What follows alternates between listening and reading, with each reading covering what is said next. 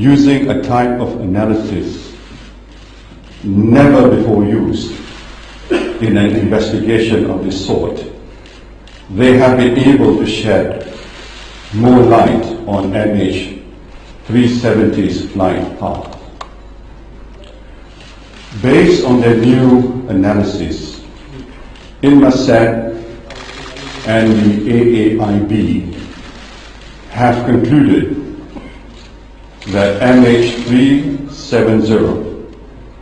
flew along the southern corridor and that its last position